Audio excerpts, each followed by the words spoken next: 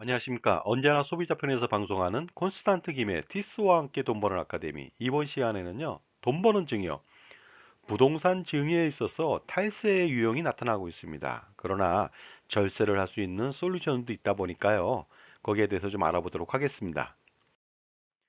자, 탈세는요, 언제나 있습니다. 왜냐하면요, 세금이 있는 한 탈세는 언제나 존재하는 것 같습니다. 증여에 있어서 탈세의 유형은 이렇습니다. 정상적인 거래를 가장하여 증여하는 것이 되겠습니다. 자, 그렇다면요. 부동산 증여 시 국세청에 의해서 탈세 적발된 그 유형들을 좀 알아보도록 하겠습니다. 첫 번째는요. 고가 아파트를 취득했는데요. 자녀의 이름으로 취득했습니다. 그러나 자녀가 특별한 벌이가 없죠. 그러다 보니까요. 친인척으로부터 돈을 빌려서 아파트를 샀다는 내용이 되겠습니다. 그런데 사실은요. 자기 부친이 여러 단계를 거쳐서 친척들 여러 단계를 거쳐 갖고 자금을 송금한 다음에 친척이 가짜로 돈을 빌려주는 형식을 취했다는 것이죠. 자, 그림을 통해서 알아보도록 하겠습니다. 어떻게 우회 증여했는지요. 아버지가 원래는 자녀한테 돈을 증여한 다음에 자녀가 그 돈으로 고가 아파트를 취득해야 됩니다. 그런데 증여세가 많이 나오니까 편법 증여를 썼습니다. 어떻게 했냐면요. 아버지가 그 사촌한테 수억 원의 돈을 이체했습니다. 그 다음에 돈 세탁을 위해서 사촌은 다시 5천한테 해당 돈을 이체했죠. 그런 다음에 5천이 바로 부친의 자녀, 수증자라고 할 수 있는 자녀한테 돈을 빌려주는 형식을 갖췄습니다. 그 다음에 차용증을 작성하고 이자를 지급했거든요.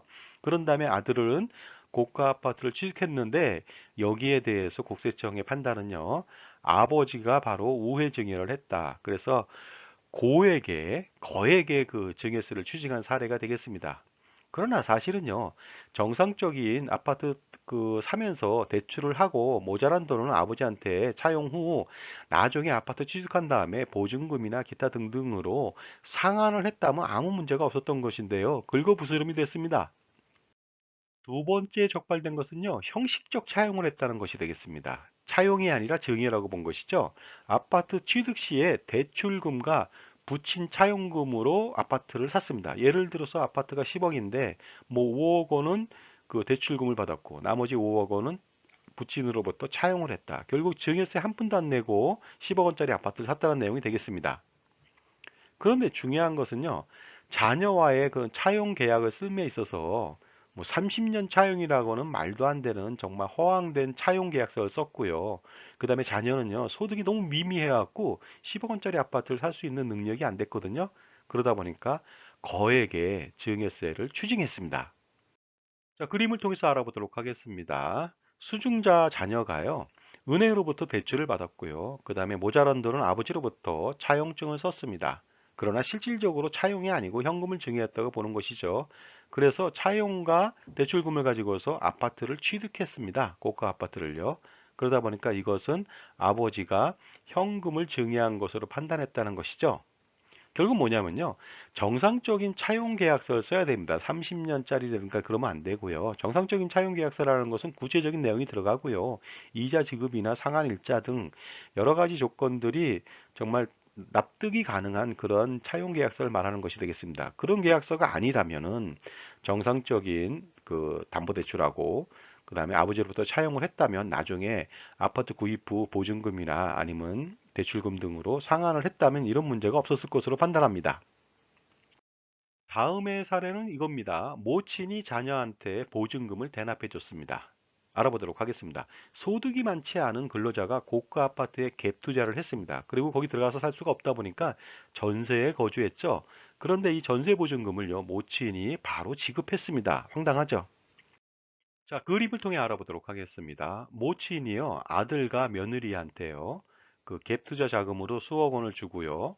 그 다음에 자녀들은요, 바로 그 돈으로 고가 아파트에 갭 투자를 했습니다. 그 다음에 살 곳이 없다 보니까요, 다시 모친으로부터 전세 자금을 받아가지고 실질적으로 아파트에 전세 계약을 맺었죠. 근데 중요한 것은요, 아들 이름으로 전세 계약을 맺었다는 것이 되겠습니다. 그러다 보니까 거액의 증여세를 추징당했는데요. 이럴 때는 부모님 명의로 보증금을 계약하던가 아니면 정상적인 대출과 차용 후 보증금으로 상환했다면 문제가 없었을 것을 괜히 과한 욕심을 부렸다는 것이 화를 불렀다고 볼 수 있겠습니다. 자, 다음은요. 허위 차용이 되겠습니다. 소득이 거의 없는 자녀가 부친으로부터 거액을 차용한 이후에 그 돈으로 전세에 나가 살았습니다. 결국 세대 분리했다는 것이 되겠는데요. 그것은 뭐냐면요. 소득이 없는 자녀다 보니까요. 차용을 불인정해서 증여로 추징했다는 내용이 되겠습니다. 자, 그림을 통해 알아보도록 하겠습니다. 보시다시피 부친이 그 자녀한테 허위 차용증을 작성하고 돈을 줬습니다. 이것을 이제 차용이라고 했는데 사실은 증여했다고 보는 것이 되겠습니다. 그 돈 가지고서 수증자가 전세 계약을 맺었다는 것이 되겠습니다.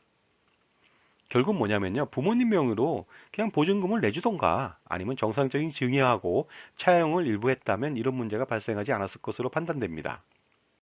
자, 제 정보가 만족스러우셨다면요. 구독과 좋아요 부탁드리겠습니다. 계속하겠습니다. 다음의 사례는요. 사업을 하는 사람이 현금 수입액을 누락시켰습니다. 그래서 소득세를 탈루한 다음에요. 그 돈으로 고가 아파트를 샀다는 내용이 되겠습니다. 유아 스포츠클럽 운영자가 고가 아파트를 취득했는데요. 현금 매출을 누락시켰다. 그러다 보니까 나중에 어떻습니까? 고가 아파트를 사다 보니까 수입액은 미미한데 그러다 보니까 당연히 PCI 시스템에 걸린 것이죠. PCI 시스템은 뭐냐면요. 바로 소득과 지출, 그 다음에 자산의 증가 여부를 판단하는 시스템입니다. 따라서 버는 돈은 없는데 그 자산이 증가했다. 그렇다면 그것은 탈루했다고 보는 것이 되겠습니다. 그러다 보니까요. 소득세 등을 추징했습니다. 자, 그림을 통해 알아보도록 하겠습니다. 사업을 하고 있는데요. 수강생들의 그 수강료를 현금으로 입금받았고요. 그것에 대해서 수익 금액을 누락시켜서 소득세를 탈루했습니다. 그런 다음에 탈루한 그 금액 가지고서 고가 부동산을 취득했는데 이것은 걸리게 돼 있죠. 결국 뭐냐면요. PCI 시스템의 대응이 좀 부족했다는 거. 그러다 보니까요. 그 혹시라도 자산을 취득하는 사람들은요. 소득 증빙을 해야 됩니다. 그래서 그러다 보니까 정상적인 자산을 만들어 주는 것도 절세의 시작이 아닌가 생각합니다. 다음의 사례는요. 줄줄이 사탕처럼 그냥 뭐 증여세뿐이 아니라 각종 세금을 추징당한 사례가 되겠습니다. 그 30대 초반 자녀가 고가의 아파트를 취득했습니다. 그러다 보니까 이것에 대해서는요. 자금에 대해서 증빙을 해야 됩니다. 그런데 나중에 알고 보니까 이것은 바로 부친이 현금을 증여했고 부친 또한 사업을 하고 있었는데 그 사업 소득에 대해서 누락을 시켰다. 그러다 보니까요. 양쪽으로 걸렸습니다. 증여세도 추징당하고 그다음에 사업소득세도 추징당했습니다. 자, 그림을 통해 알아보도록 하겠습니다. 축산업을 하는 아버지가요. 그 수익 금액을 누락시켰습니다. 그래가지고 어떻습니까? 소득세를 탈루했죠. 그리고 거기서 벌어들인 돈 가지고서 현금으로서 자녀를 지원했습니다. 그리고 자녀는 고가 아파트를 취득했다.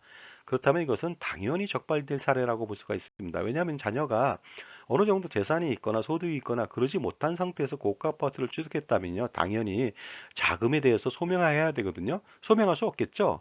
그러다 보니까 당연히 어떻습니까? 증여세를 추징하는데 증여하는 과정에서 아버지 또한 PCI 시스템에 걸릴 수가 있겠죠. 그러다 보니까 수입액이 별로 없는데 어떻게 그 많은 돈을 줬느냐. 결국은 뭐냐면요. 수입 금액을 누락시켰다. 그러다 보니까 소득세마저도 추징당했습니다. 결국 이런 일은 뭐냐면요. 호미로 막을 일을 가래로도 못 막는 일이 세워버렸다는 것이 되겠습니다. 그러다 보니까요. 정상적인 합법적인 어떤 절세 전략이 필요한 것 같습니다. 다음의 사례는요. 소득이 없는 자녀가 다수의 부동산을 취득했다. 이건 처음부터 탈세죠. 직업과 소득이 없는 자녀가요. 다수의 부동산을 취득했습니다. 이게 말도 안 되거든요. 결국 뭐냐면요. 현금을 증여했거나 우회 증여해서 부동산을 취득했다고 보는 것이 되겠습니다. 그렇다면요. 거액의 증여세를 추징당할 수가 있습니다. 그렇다면 그림을 통해서 알아보도록 하겠습니다. 모친은 재력가죠. 그러다 보니까요. 모친이 자녀한테 무통장으로 많은 돈을 입금했습니다. 그 다음에 제3자나 거래처를 통해서 우회적으로 또 증여를 했죠. 그런 다음에 이 뭐라고 할까 소득가 아니면 재산이 없는 그런 자녀는요. 엄청나게 많은 부동산을 구입했습니다. 당연히 이건 걸리겠죠. 결국 뭐냐면 이것은 무대포 정신이라고 원래 일본말로 무대포입니다. 그래서 무대포 정신이 너무 과감해갖고 증여세 폭탄을 맞이하게 되는 무시무시한 결과를 가져왔다는 것이 되겠습니다. 전반적으로 이러한 탈세의 문제는요, 공통점이 있습니다. 너무 쉽게 세금을 줄이려 한다는 것이 되겠습니다. 이것은 줄이는 것이 아니죠. 바로 탈세가 되겠습니다. 따라서 시간을 가지고서요, 합법적인 절세를 할 필요가 있을 것 같습니다. 그래서 다양한 증여 스킬을 발휘할 필요가 있겠죠. 만약에요, 이렇게 안 하고 탈세를 한다면요. 자산가로 살다가 나중에 탈세범으로 죽을 수도 있습니다. 이거 굉장히 조심해야 되겠죠? 자, 탈세의 원인은 바로 이거죠. 시간이 촉박해서 무리수를 둔다. 그 다음에 너무나 과욕을 부렸다. 이런 것이 되겠습니다. 그러다 보니까요, 어떻습니까? 과욕을 부리지 말고 정상적으로 젊어서부터 아니면 미리미리 사전에 준비를 한다면 이런 문제를 해결할 수가 있지 않을까 생각합니다. 가끔은 잘못된 컨설팅을 제시하는 사람들이 있습니다. 그러다 보니까요, 잘못된 컨설팅을 또 선택을 한다. 그러면 어떤 결과가 나오느냐면요. 바로 모두를 나락으로 빠뜨릴 수가 있습니다. 시간도 엄청나게 들어가고요. 경비도 엄청나게 쓰고, 그 다음에 돈은 돈대로 나가고, 명예는 명예대로 실추되다 보니까요.